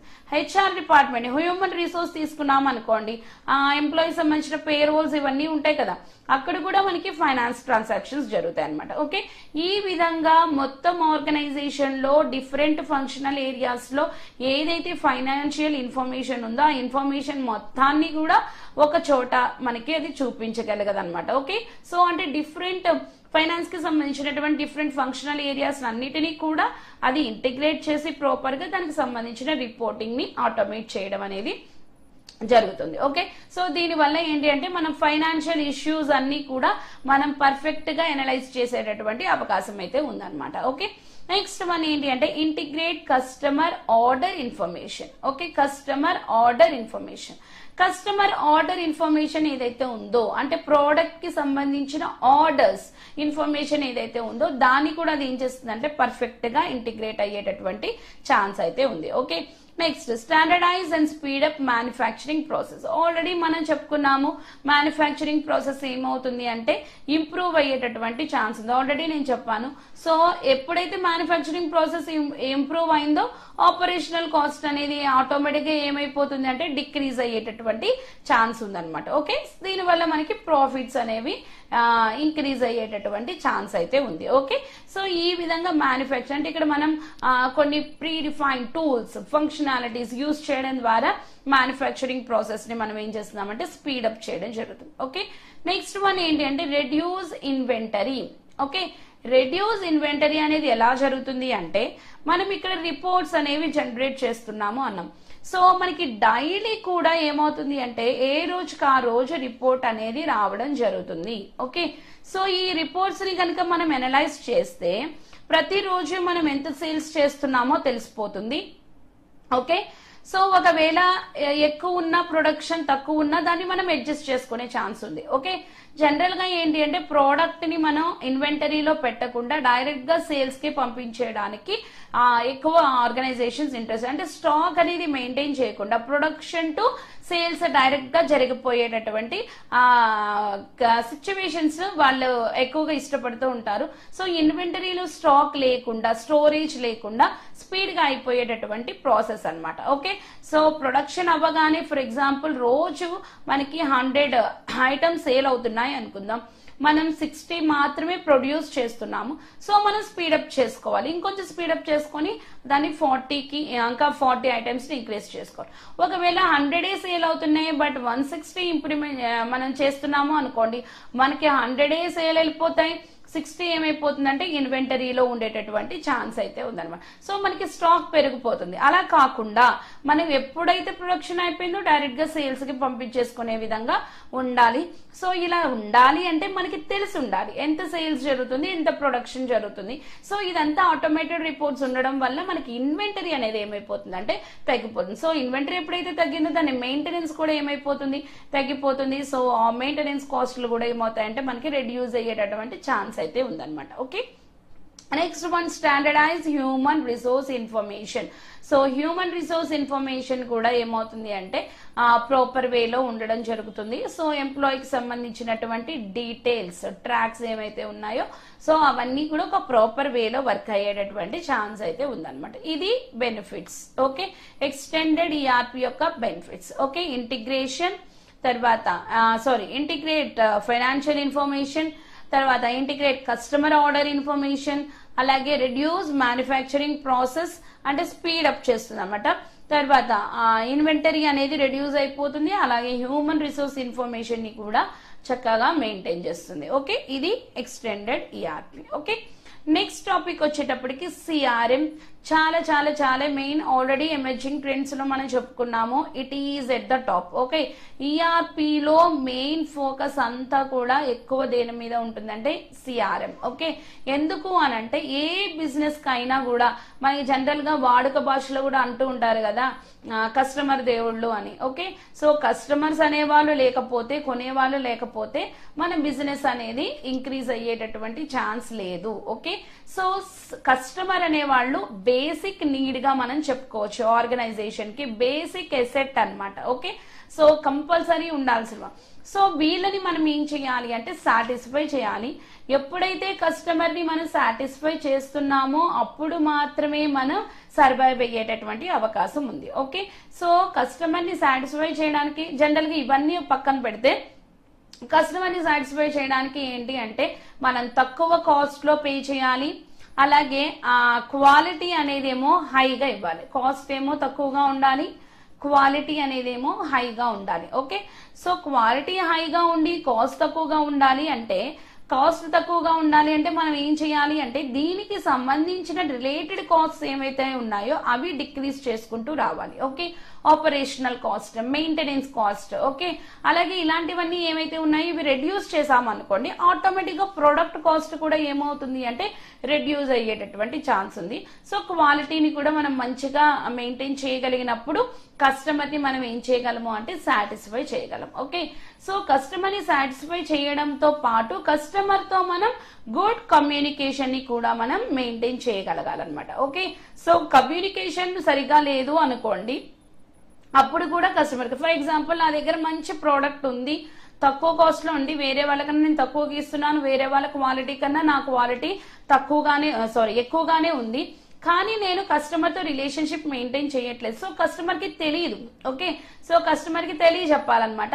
సో అలా తెలియజెప్పాలి అంటే మనం కాంటాక్ట్స్ ని ఏం చేయాలి అంటే మెయింటైన్ చేయాల్సినటువంటి అవకాశం ఉంది. ఓకే, సో ఇలా ఏదైతే ఉందో అంటే పబ్లిసిటీ అనేది రకరకాలుగా వస్తుంది కదా, ఇక్కడే మనం ఏం చేస్తున్నామంటే సెల్ఫ్ పబ్లిసిటీ అనేది క్రియేట్ చేసుకుంటాం. అంటే మనమే ఆ కస్టమర్ దగ్గరికి డైరెక్ట్ గా రీచ్ అవ్వడం అనేది జరుగుతుంది. ఓకే, సో ఈ సిఆర్ఎం అనేది మనకి ఎలాంటి బెనిఫిట్స్ ని ఇస్తుంది అనేది ఒకసారి చూద్దాం. సిఆర్ఎం మాడ్యూల్ ద్వారా మనకు ఉన్నటువంటి బెనిఫిట్స్ ఏంటి. ఓకే, ఫస్ట్ వన్ చూడండి, interaction with other areas of the system gives you A clear view of the customer. Okay, so మిగిలిన ఏరియాస్ ఆర్గనైజేషన్ లో ఉన్నటువంటి మిగిలిన డిపార్ట్మెంట్స్ ఏమైతే ఉన్నాయో సో వీటన్నిటి ఇంటిగ్రేషన్ వల్ల ఈ ఇంటిగ్రేషన్ ప్రాసెస్ వల్ల ఈ డిపార్ట్మెంట్స్ అన్నిట్లో ఉన్నటువంటి కస్టమర్ ఇన్ఫర్మేషన్ ఏదైతే ఉంటుందో దీనికి మనకు ఒక క్లియర్ వ్యూ అనేది క్రియేట్ చేస్తుంది. ఓకే, ఇందాక మనం ఆల్రెడీ అనుకున్నాం లాస్ట్ ఎక్స్టెండెడ్ ఈఆర్పీలో చూస్తే కస్టమర్ ఆర్డర్ ఇన్ఫర్మేషన్ అనేది ఉంటుంది. ఓకే, సో సిఆర్ఎం లో కస్టమర్ డీటెయిల్స్ అనేవి కాకుండా మనం ఆర్డర్స్ అవి తీసుకున్నప్పుడు దానికి సంబంధించిన కస్టమర్ డీటెయిల్స్ కూడా అక్కడ ఉంటుంది. సో ప్రతి డిపార్ట్మెంట్ ని మనం విజిట్ చేసినప్పుడు సో ఇది ఇంటిగ్రేట్ చేస్తుంది కాబట్టి ఈఆర్పి అనేది ఆ కస్టమర్ ఇన్ఫర్మేషన్ ఏదైతే ఉంటుందో దానికి మనకు ఒక క్లియర్ వ్యూ అనేది ఇచ్చేటటువంటి అవకాశం ఉందన్నమాట. ఓకే, సో ఈ విధంగా అంటే పర్టికులర్ గా మనం యాడ్స్ ఎలా అంటే ఫర్ ఎగ్జాంపుల్ మనం ఎవరైనా కొత్తగా మన దగ్గర సేల్స్ కి వచ్చారు, ఐ మీన్ పర్చేస్ కి వచ్చారు అనుకోండి, మనం సేల్స్ చేస్తున్నాం, వాళ్ళు పర్చేస్ చేస్తున్నారు. ఓకే, సో ఒక ఐటమే కొన్నారు లేకపోతే ఒకసారే కొన్నారు అనుకోండి, ఇంకొకసారి మళ్ళీ దగ్గర రాలేదు, అయినప్పటికీ వాళ్ళ డీటెయిల్స్ ని మనం ఏం చేస్తున్నాం అంటే మెయింటైన్ చేస్తాం. పదే పదే వాళ్ళకి మెసేజెస్ పంపించడం ఇంకొక ప్రాసెస్ వల్ల ఏమవుతుందంటే వాళ్ళని మనం కాంటాక్ట్ లోకి తెచ్చుకునేటటువంటి అవకాశం అయితే ఉందన్నమాట.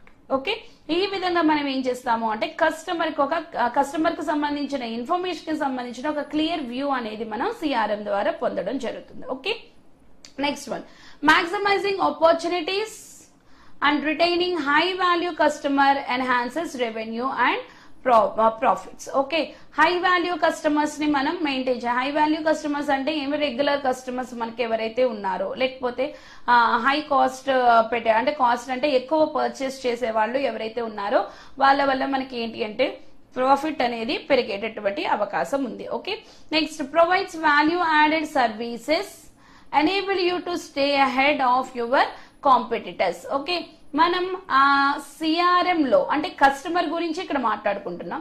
కస్టమర్ కి మనం ప్రాపర్ సర్వీసెస్ ని ప్రొవైడ్ చేయడం ద్వారా మన కాంపిటీటర్స్ ఎవరైతే ఉన్నారో వాళ్ళలో మనం ముందుగా ఉండేటటువంటి అవకాశం అయితే ఉంది. ఓకే, ఫర్ ఎగ్జాంపుల్ మనం చాలా చూస్తూ ఉంటాం business techniques. For example offer season అనుకోండి, మనకి ఇక్కడ ఏమైనా ఫెస్టివల్స్ అవి వచ్చినప్పుడు ఆఫర్లు పెడుతూ ఉంటారు జనరల్ గా. ఓకే, సో ఆఫర్లు ఎలా ఉంటాయంటే కొన్ని ప్రోడక్ట్ మీద ఒక 10% తగ్గించడము, ఓకే, లేకపోతే 50%, 60%, 70% అంటూ ఉంటారు కదా. సో ఇలాగా మన ఉన్నటువంటి ప్రాఫిట్ లో మనకి కొంత మనం తగ్గిస్తున్నాం. ఓకే, కొన్ని ఎలా పెడతారంటే 1+1 ఆఫర్లు పెడుతూ ఉంటారు. 1+1 అంటే అక్కడ ఏంటంటే 100% మనం ఏం చేస్తున్నామంటే డిస్కౌంట్ ఇవ్వడం జరుగుతుంది. ఓకే, సో ఇక్కడ 10%, ఇక్కడ 100% మనకి డిస్కౌంట్ కనిపిస్తుంది.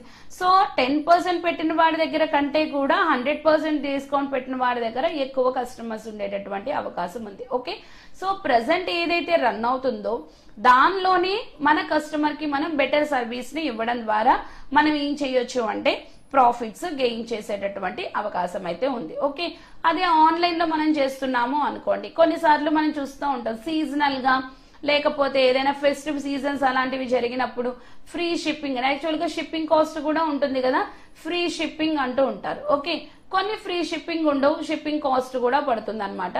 సో ఎప్పుడైతే ఇలా ఉందో మనకి షిప్పింగ్ కాస్ట్ ఉన్నదానికి చూస్ చేసుకోవడం కంటే కూడా ఫ్రీ షిప్పింగ్ ఉన్నవి చూస్ చేసుకోవడానికి ఇష్టపడతాం ఆన్లైన్ లో పర్చేస్ చేసేటప్పుడు. ఓకే, దానివల్ల మనకి కొంత అమౌంట్ రెడ్యూస్ అవుతుంది కదా.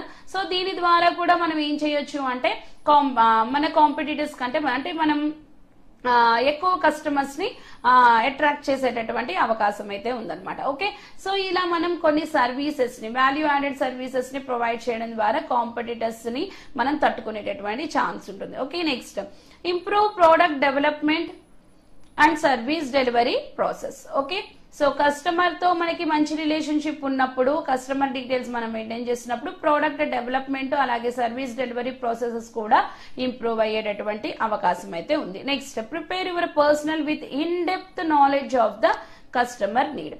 ఎప్పుడూ కూడా మన బిజినెస్ 100% సక్సెస్ అవ్వాలి అంటే ఇందాక మనం చెప్పుకున్నాం కస్టమర్ సాటిస్ఫాక్షన్ అనేది చాలా కావాలి. ఓకే, సో కస్టమర్ ని ఎలా సాటిస్ఫై చేయగలం అంటే ఎప్పటికప్పుడు మనం కస్టమర్ ని మానిటర్ చేస్తూ ఉండాలి. ఓకే, కస్టమర్ ఎలాంటి రిక్వైర్మెంట్స్ కలిగి ఉన్నాడు, ఎందుకంటే కస్టమర్స్ ఎప్పుడు కూడా ఒకే రకంగా ఉండరు, అందరూ కస్టమర్స్ కూడా ఒకే రకంగా ఉంటారు. ఓకే, ఫర్ ఎగ్జాంపుల్ మనం గార్మెంట్స్ బిజినెస్ చేస్తున్నాము అనుకోండి, రకరకాల అవుట్ఫిట్స్ ఉంటూ ఉంటాయి కదా. సో కొంతమంది కొన్ని అవుట్ఫిట్స్ ని ఇష్టపడుతూ ఉంటారు, కొంతమందిని ఇంకొన్ని అవుట్ఫిట్స్ ని ఇష్టపడుతూ ఉంటారు. ఓకే, సో ఏవైతే వాళ్ళ నీడ్స్ ఉన్నాయో, రిక్వైర్మెంట్స్ ఉన్నాయో దానికి సంబంధించినటువంటి ప్రోడక్ట్ ని వాళ్ళకి రీచ్ అయ్యే విధంగా మనం చేస్తే గనక ఓకే ఏమవుతుంది అంటే మనం కస్టమర్ ని సాటిస్ఫై చేసే విధంగా ఉంటుంది అనమాట. ఓకే, మనం కూడా చాలా సార్లు యూట్యూబ్ ఉంది అనుకోండి, మనం వీడియోస్ చూస్తూ ఉంటాము. మనం ఏ విధమైన వీడియోస్ చూస్తున్నామో వాటిని మనకి హోమ్ పేజ్ లో ఎక్కువగా అది డిస్ప్లే చేస్తూ ఉంటుంది. ఫర్ ఎగ్జాంపుల్ మనం ఏమైనా కామెడీ చూస్తున్నాం అనుకోండి, లేకపోతే కుకరీ చూస్తున్నాము అనుకోండి, లేకపోతే డ్రెస్సెస్ కి సంబంధించినవి చూస్తున్నాము అనుకోండి, మనం ఏమైతే అంటే మన ఇంట్రెస్ట్ ని కూడా అది ఏం చేస్తుందంటే రికగ్నైజ్ చేసేస్తుంది. ఓకే, సో ఈ విధంగా కస్టమర్ ని ఫాలో అవ్వడం ద్వారా కస్టమర్ యొక్క నీడ్స్ మనం తెలుసుకోవచ్చు. సో దట్ దానికి సంబంధించిన ప్రోడక్ట్ ని మనం కస్టమర్ కి అందించేటటువంటి అవకాశం ఉంటుంది. సో ఆటోమేటిక్ గా కస్టమర్ సాటిస్ఫై అవ్వడం అనేది జరుగుతూ ఉంటుంది అనమాట. Okay, next organises the customer experience through quick problem resolution. Okay, so ఏదైతే కస్టమర్ ప్రాబ్లమ్స్ ఉన్నాయో వాటిని ఈజీగా మనం ఏం చేయొచ్చు అంటే సొల్యూషన్ అనేది ప్రొవైడ్ చేయడం ద్వారా కూడా మనం మన కంపెనీని మంచిగా రన్ చేసుకోవచ్చు. Okay, next easy rerun of customer information over and over again. So customer information ని మెయింటైన్ చేయడం అనేది ఈ సిఆర్ఎం మాడ్యూల్ ద్వారా ఏమవుతుందంటే మనకి ఈజీ అవుతుంది అని చెప్తున్నారు. ఓకే, సో ఇవి సిఆర్ఎం లో ఉన్నటువంటి బెనిఫిట్స్. ఓకే, మొదటిది ఏంటి అంటే కస్టమర్ యొక్క క్లియర్ వ్యూ అనేది మనకి తెలుస్తుంది. డిఫరెంట్ ఏరియాస్ ఇంటిగ్రేట్ అయ్యి ఉండడం ద్వారా కస్టమర్ యొక్క క్లియర్ వ్యూ అనేది మనకి తెలుస్తుంది. తర్వాత మన ప్రాఫిట్స్ ని, రెవెన్యూని మనం ఏం చేసుకోవచ్చు అంటే ఇంక్రీజ్ చేసుకోవచ్చు త్రూ హై వాల్యూ కస్టమర్స్ అన్నమాట. Okay, next value added services ని ప్రొవైడ్ చేయడం ద్వారా మనం కాంపిటీటర్స్ ని గట్టి పోటీ ఇచ్చేటటువంటి అవకాశం ఉంది. తర్వాత product development, service delivery process increase అవుతాయి. తర్వాత కస్టమర్ నీడ్స్ ని మనం తెలుసుకోవడం ద్వారా కూడా మనం ఆర్గనైజేషన్ ని మంచిగా రన్ చేయొచ్చు. అలాగే వాళ్ళకి ప్రాబ్లమ్ సాల్వింగ్ అనేది ఈజియర్ గా ఇవ్వడం ద్వారా కూడా ఆర్గనైజ్ ని బాగా రన్ చేసుకోవచ్చు. అలాగే కస్టమర్ రిలేషన్షిప్ ని కస్టమర్ ఇన్ఫర్మేషన్ ని మనం చక్కగా మెయింటైన్ చేసే అవకాశం, అంటే ఇందులో ఉన్నటువంటి టూల్స్ ని బట్టి మనం ఈజీగా కస్టమర్ ని మెయింటైన్ చేసేటటువంటి అవకాశం అయితే ఉంది. ఓకే, నెక్స్ట్ టాపిక్ వచ్చేటప్పటికి SCM. Okay, supply chain management. ఈ సప్లై చైన్ మేనేజ్మెంట్ ని మనం ఎలా డిఫైన్ చేయొచ్చు అంటే group of supplier, manufacturer, distributor. Okay, so group of supplier, manufacturer, distributor. Okay, so supplier అలాగే మ్యానుఫ్యాక్చరర్ అలాగే డిస్ట్రిబ్యూటర్ యొక్క గ్రూప్ ని మనం SCM గా చెప్పుకుంటాం. సో SCM ని ఇంకొక రకంగా కూడా మనం ఎలా డిఫైన్ చేయొచ్చు అంటే group process of collecting resources, manufacturing అలాగే సేల్స్ ప్రాసెస్. ఓకే, సో ఇక్కడ ఏవైతే మనం చెప్పుకున్నామో వాటి యొక్క ఫంక్షనాలిటీస్ ఇక్కడ మనం చెప్పుకుంటున్నాం. ఓకే, రిసోర్సెస్ ని కలెక్ట్ చేయడం, తర్వాత ప్రొడక్షన్ చేయడం, మ్యానుఫ్యాక్చర్ చేయడం, తర్వాత సేల్స్ అనేవి చేయడం. ఈ ప్రొసీజర్స్ ఏమైతే ఉన్నాయో వీటి ఫ్లోని కూడా మనం ఏమని అంటాము అంటే SCM అని అంటాం, supply chain management. Okay, so ఈ సప్లై చైన్ మేనేజ్మెంట్ లో ఇక్కడ మనకు పిక్చర్ లో కనిపిస్తుంది 3 persons ఇన్వాల్వ్ అయి ఉన్నారు. అంటే 3 persons అంటే 3 గ్రూప్ ఆఫ్ పర్సన్స్ అని చెప్దాము. సో అందులో కూడా మళ్ళీ ఇంకా వేరే వాళ్ళు ఉండొచ్చు. సప్లయర్ అంటే ఏంటి అంటే బేసిక్ రిసోర్సెస్ మనం ఏమైతే ఉన్నాయో, ఫర్ ఎగ్జాంపుల్ ఒక ప్రోడక్ట్ ని మనం డిజైన్ చేయాలి మ్యానుఫ్యాక్చర్ చేయాలి అనుకోండి, దానికి కావలసినటువంటి రా మెటీరియల్ అన్నమాట. Okay, so raw material for example dresses కానీ ఇలాంటివి ఏమైనా చేయాలి అనుకోండి, డిజైన్ చేయాలనుకోండి, రా మెటీరియల్ ఏంటి అంటే ఫ్యాబ్రిక్. ఓకే, సో ఈ ఫ్యాబ్రిక్ అనేది మనం ఎక్కడ నుండి తెచ్చుకుంటామంటే సప్లయర్ నుండి తెచ్చుకుంటాం. ఓకే, సో తెచ్చుకున్న తర్వాత మ్యానుఫ్యాక్చరర్ దాన్ని ఏం చేస్తారు అంటే డిజైన్ చేయడం, దాన్ని డిఫరెంట్ మోడల్స్ లోకి డిజైన్ చేయడం అనేది జరుగుతుంది. సో డిస్ట్రిబ్యూటర్ ద్వారా కస్టమర్ కి ఏం చేస్తారు అంటే దాన్ని డిస్ట్రిబ్యూట్ చేయడం అనేది జరుగుతుంది. ఓకే, సో ఈ డిస్ట్రిబ్యూటర్ లో మళ్ళీ హోల్సేలర్స్ ఉండొచ్చు, అలాగే రిటైలర్స్ ఉండొచ్చు. ఓకే, డిస్ట్రిబ్యూటర్ అనే వాళ్ళు మేబీ హోల్సేలర్స్ అలాగే రిటైలర్స్. మనకి తెలుసు కదా డిఫరెన్స్. హోల్సేలర్ అంటే ఏంటంటే బల్క్ లో ఇచ్చేటటువంటి వాళ్ళు అనమాట. రిటైలర్స్ ఏంటంటే సింగిల్స్ గా కూడా మనకి ఇస్తారు. మనం జనరల్ గా రిటైలర్స్ నుండి తెచ్చుకోవడం జరుగుతుంది. కొన్నిసార్లు హోల్సేలర్స్ నుంచి, ఇంకొన్నిసార్లు మ్యానుఫ్యాక్చరర్స్ నుంచి కూడా తెచ్చుకోవడం జరుగుతుంది. ఓకే, సో ఏంటి అంటే ఇక్కడ నెంబర్ ఆఫ్ పర్సన్స్, డిస్ట్రిబ్యూటర్ పెరిగే కొద్దీ ఏమవుతుందంటే కాస్ట్ అనేది కూడా ఇంక్రీజ్ అవుతుంది. సో డిస్ట్రిబ్యూటర్స్ లేకపోతే కనుక కాస్ట్ అనేది ఇంక్రీజ్ అవ్వదు. ఓకే, సో జనరల్ గా జరిగేది ఏంటి అంటే మ్యానుఫ్యాక్చరర్స్ దగ్గర నుంచి హోల్సేలర్స్ దగ్గర నుంచి రిటైలర్స్ కి, అలాగే రిటైలర్స్ దగ్గర నుంచి కస్టమర్ కి ప్రోడక్ట్ అనేది రావడం జరుగుతుంది. ఓకే, సో ఈ ప్రాసెస్ అంతా కూడా, ఈ ఇన్వాల్వ్మెంట్ అంతా కూడా మనం ఏమంటున్నామంటే SCM అని అంటున్నాం. కొన్నిసార్లు హోల్సేలర్స్ మ్యానుఫ్యాక్చరర్స్ ఒకళ్ళే అవుతారు. సో అలాంటి కేసులో మనకి ఎలా ఉంటుంది అంటే మ్యానుఫ్యాక్చరర్స్ అండ్ హోల్సేలర్స్, రిటైలర్స్, అలాగే కస్టమర్. ఓకే, కొన్నిసార్లు రిటైలర్స్ అనేవాళ్ళు ఉండరు. డైరెక్ట్ గా హోల్సేలర్స్ ఎవరైతే ఉన్నారో వాళ్లే కస్టమర్స్ కి డైరెక్ట్ గా రీచ్ అవ్వడం జరుగుతుంటుంది. సో అలాంటప్పుడు మనకి ఏంటి అంటే కాస్ట్ అనేది రెడ్యూస్ అయ్యేటటువంటి ఛాన్స్ అనేది ఉందన్నమాట. ఓకే, సో ఎప్పుడైతే వీళ్ళందరూ కూడా డిఫరెంట్ పీపుల్, అంటే మ్యానుఫ్యాక్చరర్స్, హోల్సేలర్స్, రిటైలర్స్ ఎప్పుడైతే డిఫరెంట్ పీపుల్, ఆటోమేటిక్ గా ఏమైపోతుంది అంటే కాస్ట్ అనేది ఎక్కువ అయిపోతుంది. సో అంటే అందరూ బెనిఫిట్ అనేది తీసుకోవాలి కాబట్టి కాస్ట్ అనేది ఎక్కువ అవుతుంది. ఎప్పుడైతే మనకి మ్యానుఫ్యాక్చరర్స్ అండ్ హోల్సేలర్స్ ఒకటే ఉంటారో మనకి కొంతవరకు ఇక్కడ కాస్ట్ రెడ్యూస్ అయ్యే అవకాశం ఉంది. రిటైలర్స్ లేకపోతే ఇంకా డైరెక్ట్ గా మనం కంపెనీ నుండి, మనం చాలా సార్లు చూస్తూ ఉంటాం, నాప్తోల్ యాడ్ వస్తూ ఉంటుంది కదా, నాప్తోల్ అని, షాపింగ్ జోన్ అని, వీళ్ళందరూ కూడా డైరెక్ట్ గా మేము మ్యానుఫ్యాక్చరర్స్ అని చెప్పడం జరుగుతుంది. సో అందులో మనకి తక్కువకి ప్రోడక్ట్ అనేది వచ్చేటటువంటి ఛాన్స్ అయితే ఉందన్నమాట. ఓకే, సో ఇది SCM అంటే మనం ఈ విధంగా డిఫైన్ చేసుకుంటాం. ఓకే, SCM యొక్క క్యారెక్టరిస్టిక్స్ ఏమున్నాయి చూద్దాము. సో ఇక్కడ మనకి ఇంటిగ్రేటెడ్ బిహేవియర్ కనిపిస్తుంది. సో ఇక్కడ కూడా మనకి తెలిసిందే కదా, మనం అనుకున్నాము సప్లయర్స్ ఉంటారు, తర్వాత మ్యానుఫ్యాక్చరర్స్ ఉంటారు, తర్వాత డిస్ట్రిబ్యూటర్స్ అంటే ఏమనుకున్నాం హోల్సేలర్స్, తర్వాత మన రిటైలర్స్. ఓకే, అలాగే కస్టమర్స్ కూడా, సప్లై చైన్ లో లాస్ట్ ఏంటి అంటే కస్టమర్స్. ఓకే, వీళ్ళందరి మధ్య ఇంటిగ్రేషన్ అనేది ప్రొవైడ్ చేస్తుంది. అలాగే వీటి ప్రొసీజర్స్ ఏమైతే ఉన్నాయో ఆ ప్రాసెసెస్ ని కూడా అది ఏం చేస్తుంది అంటే ఇంటిగ్రేట్ చేయడం అనేది జరుగుతుంది అనమాట. ఓకే, సో తర్వాత ఇన్ఫర్మేషన్, ఎప్పుడైతే ఇంటిగ్రేషన్ ఉందో ఆటోమేటిక్ గా అనుకున్నాం కదా, ఎప్పుడైతే కనెక్షన్ ఉంటుందో ఇన్ఫర్మేషన్ షేర్ చేసుకునేటటువంటి ఛాన్స్ ఉంటుంది. సో మ్యూచువల్ గా ఒక మాడ్యూల్ ఇంకొక మాడ్యూల్, ఒక ప్రాసెస్ ఇంకొక ప్రాసెస్ డేటాని షేర్ చేసుకునే అవకాశం ఉంది. ఎప్పుడైతే కనెక్షన్ ఉంటుందో ఆటోమేటిక్ గా కోఆపరేషన్ అనేది కూడా ఉంటుంది. అలాగే కస్టమర్ కి ఫుల్ అంటే వాళ్ళ రిక్వైర్మెంట్ కి తగినట్టుగా వాళ్ళకి సర్వీస్ ని ప్రొవైడ్ చేయడం అనేది SCM యొక్క బేసిక్ గోల్ అన్నమాట. ఓకే, ఇవి SCM యొక్క characteristics: integrated behaviour, mutually sharing information, తర్వాత కోఆపరేషన్, తర్వాత ఫోకస్ ఆన్ సర్వింగ్ కస్టమర్, తర్వాత ఇంటిగ్రేషన్. ఓకే, ఒకసారి మనం ఫ్రేమ్ వర్క్ కూడా చూద్దాము. SCM యొక్క ఫ్రేమ్ వర్క్. SCM లో మనకి 4 లెవెల్స్ కనిపిస్తున్నాయి: strategic level, structural level, functional level, implementation level. Okay, strategic లో ఏంటి అంటే కస్టమర్ యొక్క నీడ్స్ ని తెలుసుకోవడం జరుగుతుంది. ఓకే, సో కస్టమర్ యొక్క రిక్వైర్మెంట్స్ ఏమున్నాయి అనేది తెలుసుకోవడం జరుగుతుంది.